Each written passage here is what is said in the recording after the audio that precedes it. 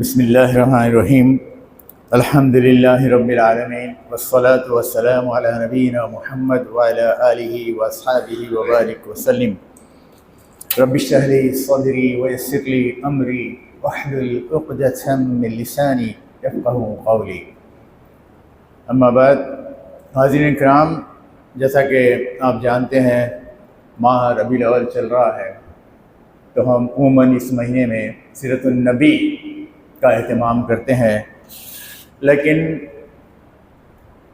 عام طور پہ یہ دیکھا گیا کہ جب ہم سیرت کے بارے میں بات ہوتی ہے، بیان ہوتا ہے، تو اس کو ایک سٹوری کے ٹائپ میں، قصہ گوئی کے ٹائپ میں سنتے ہیں اور نکل جاتے ہیں. ایسا ایسا ہوا بچپن میں، ایسا ہوا ویسا ہوا، لائک دیٹ.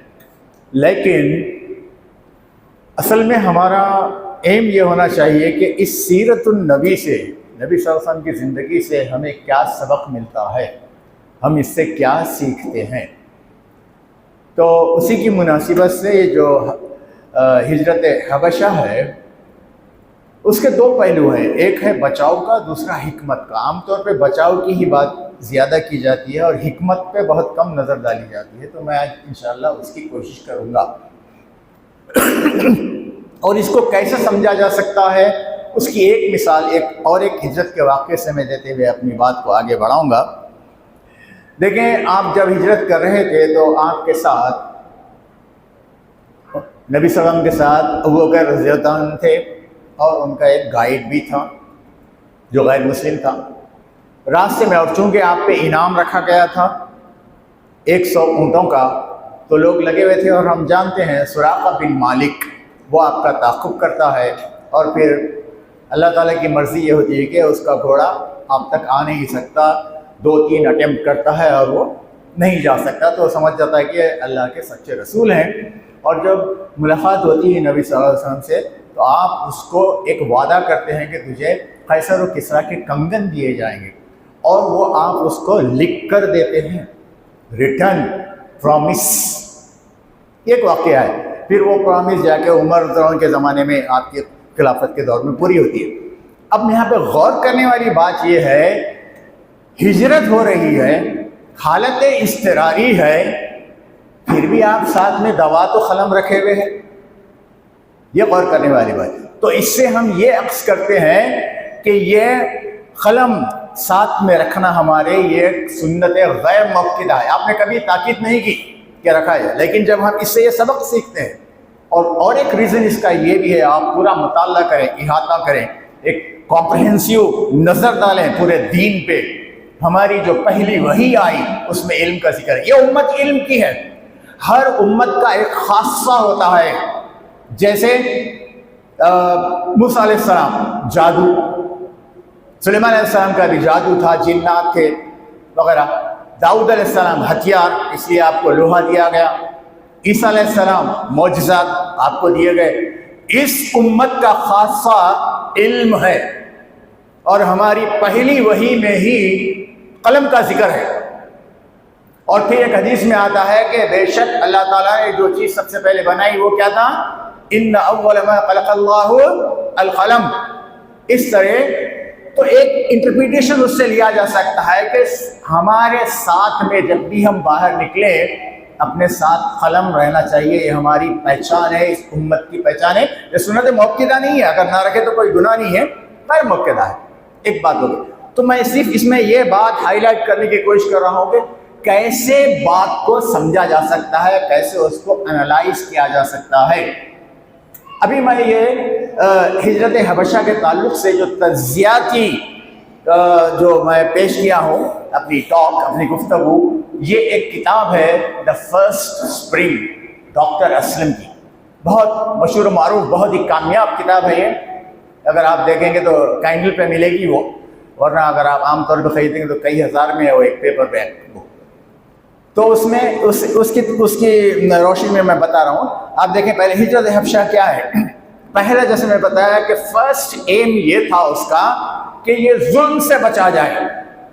ظلم ہو رہا تھا کن پر؟ چند صحابہ پہ، جن میں سے زیادہ نام آتے ہیں حضرت عبداللہ ابن مسعود رضی اللہ تعالی عنہ، حضرت عمار بن یاسر رضی اللہ عنہ، حضرت قباب بن عرط رضی اللہ عنہ وغیرہ، اور پھر آپ دیکھیں گے حضرت ابو سلمہ رضی اللہ تعالیٰ عنہ اور ام سلمہ رضی اللہ تعالیٰ عنہ، یہ ان کو الگ کر دیا جاتا ہے۔ اور پھر حضرت عمار کی والدہ سمیہ رضی اللہ تعالیٰ عنہ، جو پہلی ہماری شہید ہیں اس امت کی، ان کو قتل کیا جاتا ہے، ابو جہل قتل کرتا ہے، اور والد یاسر رضی اللہ عنہ کو بھی شہید کیا جاتا ہے، اور حضرت بلال پر جو ناقابل برداشت ظلم ہوا ہم سب اس سے جانتے ہیں۔ یہ سب دیکھ کر اللہ کے رسول صلی اللہ علیہ وسلم نے فرمایا لو خرجتم الى الحبشہ فإن بها ملکا لا يظلم عنده احد، یعنی اگر تم حبشہ جاؤ تو وہاں ایک بادشاہ ہے جس کے پاس کسی پر ظلم نہیں ہوتا۔ تو یہ فوری مقصد تھا ہجرت حبشہ کا کہ یہ ظلم سے بچا جائے، ٹو بی سیف، بچے وہاں۔ لیکن صرف اتنا ہی نہیں، کیونکہ آپ دیکھیں جب پہلی ہجرت حبشہ ہوئی اس میں 15 لوگ تھے، 11 مرد اور 4 عورتیں، اور وہ چند دن میں واپس آ گئے چھوٹے سے عرصے کے بعد، کیونکہ جب سورہ نجم نازل ہوئی اور چند کفار نے اس میں جو سجدے کی آیت آئی تو سجدہ کیا، تو یہ مشہور ہو گیا کہ قریش جو ہے ایمان لا لیے۔ یہ خبر جب ان تک پہنچی تو وہ واپس آئے تو معلوم ہوا کہ یہ غلط ہے۔ اس کے بعد پھر دوبارہ دوسری ہجرت ہوئی حبشہ کی، اس میں جو ہے 83 مرد اور جو ہے چند عورتیں، غالباً 111 ہوتے ہیں دونوں کو ملا کر، جتنے بھی 18 عورتیں، یہ 101 لوگ جو ہے پھر دوبارہ حبشہ کو جاتے ہیں۔ کب ہو رہا ہے؟ 5 ہجری میں، 5 نبوت کا سال، نبی صلی اللہ علیہ وسلم کی بات ہو کہ ابھی 5 سال ہو گئے۔ لیکن اب دیکھنا یہ ہے کہ اس کے بعد اور مزید 8 سال آپ صلی اللہ علیہ وسلم مکے میں رہے، اس کے بعد آپ ہجرت کی مدینے کی طرف، پھر جب خیبر فتح ہوتا ہے 7 ہجری میں، تو تب جا کر ان کو آپ واپس بلاتے ہیں۔ 15 سال کا، لگ بھگ 15 سال کا عرصہ وہ حبشہ میں رہتے ہیں۔ تو کر کیا رہے تھے وہاں پر؟ کیوں روکا گیا؟ یہ غور کرنے والی بات ہے۔ پہلی بات تو یہ دیکھیں کہ یہ صرف ظلم و زیادتی ہی وجہ نہیں تھی، کیونکہ آپ دیکھیں جعفر رضی اللہ عنہ ہیں صاحب، آپ اس کے لیڈر ہیں، ہیڈ ہیں، ہم جانتے ہیں کیسے وہ حبشی کے دربار میں ابو العاص کے خلاف جو بات ہوئی تھی وہ پیش کیے، سورہ مریم کی تلاوت کی۔ اس کے بعد نجاشی نے کہا کہ بے شک او خال کے آپ جو کہہ رہے ہیں یہ میسج اور جو عیسیٰ علیہ السلام کا میسج ہے یہ سب ایک ہی چراغ سے نکلے ہیں، ایک ہی دیے کی روشنی ہے، اس نے کہا۔ یہ الگ بات ہے، میں پھر تفصیل سے آؤں گا۔ تو آپ دیکھیں جعفر رضی اللہ تعالی عنہ، کیا ان پہ ظلم ہو رہا تھا؟ کیا ان کو ٹارچر کیا جا رہا تھا؟ ہرگز نہیں۔ کیوں؟ کیونکہ وہ ابو طالب کے بیٹے ہیں، سردار ہیں وہ ایک۔ ایسا ہو سکتا ہے کہ ابو طالب اپنے بھتیجے نبی صلی اللہ علیہ وسلم کی حفاظت کریں گے اور اپنے بیٹوں کو فراموش کر دیں گے، چھوڑ دیں گے؟ ہرگز نہیں۔ عثمان رضی اللہ عنہ بھی ہیں ان میں، رقیہ بنت رسول رضی اللہ تعالیٰ عنہ۔ تو یہ ایسے لوگ ہیں جن پہ کوئی ظلم اور زیادتی کا کوئی ڈر نہیں تھا۔ صرف چند لوگ تھے جو ظلم سہ رہے تھے، پرابلم تھا ان کے لیے، وہ بھی ساتھ میں گئے۔ یہاں پر مین مقصد ایک بہت بڑی حکمت عملی تھی نبی صلی اللہ علیہ وسلم کی، یہ ہم کو غور کرنے سے پتہ چلتا ہے۔ پہلی بات تو یہ ہے کہ 15 سال تک رہے وہاں پر یہ لوگ، 101 لوگ جو ہے 15 سال تک وہاں رہے، اور سوائے نجاشی کے کوئی ایمان نہیں لایا، سوائے نجاشی کے کوئی دعوت کا کام بھی نہیں ہوتا وہاں پہ۔ کیوں نہیں ہوتا؟ کیوں کیا ہے اس کا، پھر میں اس کو تفصیل سے آؤں گا اس میں۔ تو بات یہ بتائی جاتی ہے غور کرنے پہ کہ نبی صلی اللہ علیہ وسلم کو صرف قریش کا ڈر نہیں تھا، آپ کو بازو کا جو سپر پاور ہے آپ کے مشرق میں، فارس، پرشیا، ایران، اس کا بھی خوف تھا، کیونکہ وہ بت پرست مشرک۔ آپ دیکھیں سورہ روم کی جب پہلی آیت نازل ہوئی، غلبت الروم والی، اور وہاں پہ اللہ تعالیٰ پیشن گوئی کیا کہ ابھی چند سال میں فی بضع سنین دوبارہ روم واپس فتح حاصل کر لیں گے، تو تب ابوبکر رضی اللہ عنہ اور قریش کے کسی آدمی میں شرط ہوتی ہے، اور جب تک کہ شرط لگانا کوئی حرام نہیں آتا، کوئی آیت نازل نہیں ہوئی تھی، کئی اونٹوں کی غالباً 100 اونٹوں کی شرط لگی تھی، جو کہ آپ کو قرآن پہ ایمان تھا آپ دیکھیے، تو وہ لوگ ان کے تائید میں تھے۔ کون؟ مشرکین قریش فارس کے۔ کیوں؟ کیونکہ یہ بھی مشرک وہ بھی مشرک، اور مسلمانوں کی ہمدردی اہل کتاب کے ساتھ تھی، حالانکہ ان میں بھی شرک آ گیا تھا، لیکن ان کی اصلاً توحید میں تھی، یہ بات تھی۔ تو نبی صلی اللہ علیہ وسلم میں یہ ڈر تھا کہ یہ فارس سے بھی ہم کو خطرہ ہے، نہ صرف اندرونی خطرہ ہے قریش سے، بلکہ ایک فورن پاور بھی ہم کو اٹیک کر سکتا ہے اور اسلام کو ختم کر سکتا ہے۔ اس تعلق سے آپ دیکھیں گے جب آپ طائف گئے، وہاں پہ جو کچھ ہوا ہم سب کچھ جانتے ہیں۔ پھر اس کے بعد ایک قبیلہ ہے جس کا نام ہے بنو شیبان۔ بنو شیبان سے ملاقات ہوتی ہے، تو بنو شیبان کا قبیلہ جس کے پاس 30,000 فوج کی قوت تھی، تو وہ آفر کرتا ہے کہ ہم آپ کو پروٹیکشن دیں گے، ہم آپ کو قریش سے بچائیں گے، آپ سارے عرب میں آپ بے فکر رہ سکتے ہیں۔ تو آپ نے پوچھا پھر یہ فارس؟ تو بولے کہ نہیں، ان سے ہمارے معاہدے ہیں، ہم اس تعلق سے آپ کو پروٹیکشن نہیں دے سکتے۔ تو آپ نے اس آفر کو، اس پروپوزل کو ریجیکٹ کیا۔ اب پھر یہ سوچنے والی بات ہے کہ یہ ہجرت صرف حبشہ کو ہی کیوں ہوئی؟ کیونکہ ایران جو ہے، فارس، یہ چاروں طرف سے عربیہ کے گھیر لیا تھا، صرف یہ مغرب، شمال مغرب کا جو علاقہ تھا حبشہ کا، وہی بچا ہوا تھا، وہاں پہ وہ کچھ نہیں کر سکتا تھا۔ اس کے علاوہ وہاں پہ ایک انصاف پسند نجاشی حکمران بھی تھا، یہ وجہ تھی وہاں گئے۔ اچھا، اب میں دوسری بات پر آتا ہوں، وہ بات یہ کہ جب 15 سال رہے تو کوئی اور نجاشی کے علاوہ مسلمان کیوں نہیں ہوا؟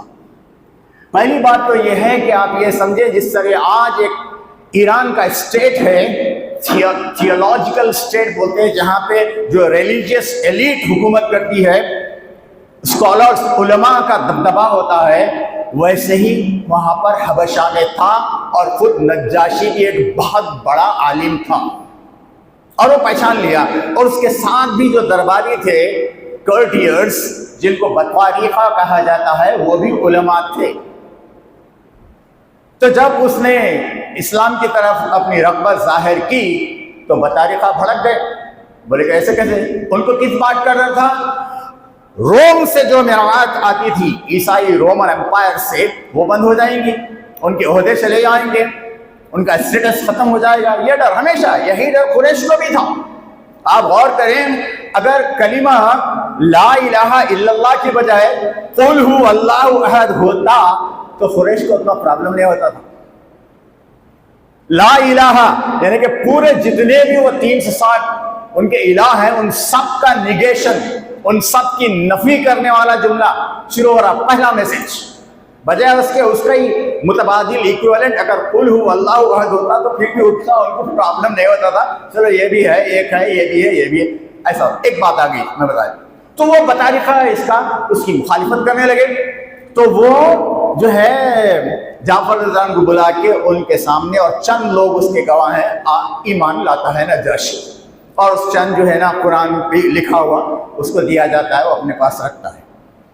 پھر بطاریقہ کو ڈاؤٹ ہوتا ہے کہ ایسا ہو رہا ہے، اچھا، تو اب اس کے خلاف بغاوت اور سازش شروع ہو جاتی ہے، اور نجاشی کے کزن سے مل کر وہاں پر حبشہ میں سول وار ہوتی ہے، خانہ جنگی، اور مسلمان ادھر سے دیکھ رہے ہیں، مسلمان ایک طرف ہیں دریا کے اس کنارے، اور دریا کے اس کنارے اس کی حبشہ کی نجاشی کی حکومت ہے، اور جنگ ہو رہی ہے وہاں پر۔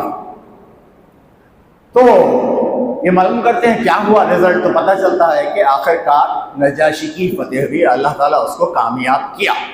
لیکن اس کے بعد پھر بطاریقہ نجاشی کے ساتھ ایک میٹنگ کرتے ہیں، اور اس کو بتاتے ہیں دیکھیے یہ جو خانہ جنگی ہوئی، یہ خون خرابہ ہوا، اس کی وجہ یہی مسلمان ہیں، ان کو یہاں سے نکالو، ان کو یہاں مت رہنے دو، یہ فساد کی جڑ ہے۔ نجاشی اڑ گیا، بولا نہیں، ہرگز نہیں، چاہے کچھ ہو جائے میں انہیں نہیں چھوڑوں گا، لاچار ہو، بے سہارا. تو بولے کہ اچھا ہم ایک شرط رکھتے ہیں, وہ لوگ جو دریا کے دوسرے کنارے رہیں وہیں رہیں گے, وہ لوگ دریا پار کر کے ہمارے پاس آ کے ہمارے لوگوں میں مکس اپ منگل نہیں ہوں گے, میل جول نہیں ہوگا, اختلاط نہیں ہوگا, اور نہ ہمارے لوگ ان سے جا کر ملیں گے. تو اس طرح ایک کام بند ہو گیا دعوت کا. اور پھر اس شرط کے تعلق سے جعفر نبی صلی اللہ علیہ وسلم کی اجازت لیتے ہیں, دیکھیے ایسے ایسے حالات ہیں, ہم کو کوئی دعوت کا بھی کام نہیں کرنے دیا جا رہا ہے, تو آپ کا کیا حکم ہے کہ ہم یہیں رہیں یا واپس آ جائیں؟ تو بولتے کہ آپ وہیں رہیں. تو اصل بات یہ تھی حکمت عملی اس میں کہ اگر خدا نخواستہ اسلام کو عرب میں ختم کر دیا گیا تو ایک دوسرا پلان بھی تھا کہ ایک جماعت وہاں پر ہے 100 صحابہ کی, جو پھر وہاں سے اس میسج کو لے کر نکلے گی. نہ صرف قریش کا ایک خوف تھا بلکہ خارجی خوف فارس کا بھی اس میں تھا. تو اب یہ ساری باتیں ہوں گی, اس سے ہم کیا سیکھتے ہیں؟ چند باتیں ہیں. پہلا سبق ہم کو یہ ہے کہ آپ صلی اللہ علیہ وسلم نے اپنی حکمت سے اسلام کے لیے ایک محفوظ مرکز ڈھونڈا اور وہاں پہ اپنے لوگوں کو بھیجایا تاکہ دین باقی رہے. پھر اسلام کی ایک انٹرنیشنل پہچان ہو گئی, بین الاقوامی پہچان ہو گئی. اور جب عمرو بن العاص قریش کی طرف سے تحائف لے کر نجاشی کے دربار میں آئے اور اس کو بہلانے پھسلانے لگے, تو جعفر رضی اللہ عنہ نے میں ذکر کر چکا ہوں پہلے, تو نجاشی رو پڑے جب سورہ مریم کی تلاوت کی اور کہا کہ یہ اور عیسیٰ کی تعلیم ایک ہی چراغ سے نکلتے ہیں. اچھا, ہجرت حبشہ کے مراحل ہم بات کر چکے ہیں. اس میں یہ سبق بھی ملتا ہے کہ یہ اسلام کا یہ جو گروپ ہے مسلمانوں کا, یہ پہلی مرتبہ جزیرت العرب سے کسی باہر کی دنیا میں گیا, ایک چیز. اور پھر سفارت کاری, یہ پہلی سفارت کاری تھی, سفیر بن کر آپ نے خطاب دیا جعفر رضی اللہ عنہ نے, ہے نا, اور نجاشی کے دربار میں اسلام کا تعارف کرایا. یہ اسلام کی پہلی ڈپلومیسی تھی. اور نجاشی نے اسلام قبول کرنے سے یہ ہوا کہ ہم کو ایک اتحادی قوت مل گئی. آج نے دیکھا ہے ہم اس کا فائدہ اٹھا سکتے ہیں. ہمارے لیے اس اسباب کیا ہے؟ پہلا سبق یہ ہے کہ ایمان کے تحفظ کے لیے کبھی کبھی ہمیں ہجرت کرنی پڑتی ہے, یہ ناگزیر ہے, انیویٹیبل ہے. یہ پہلا سبق. دوسری بات یہ, ظلم و ستم جو ہوتا ہے وہ وقتی ہوتا ہے, ٹیمپرری, لانگ لاسٹنگ نہیں ہوتا. لیکن اصل چیز کیا ہے؟ حکمت عملی وہ چیز ہے جو مستقبل بناتی ہے ہماری.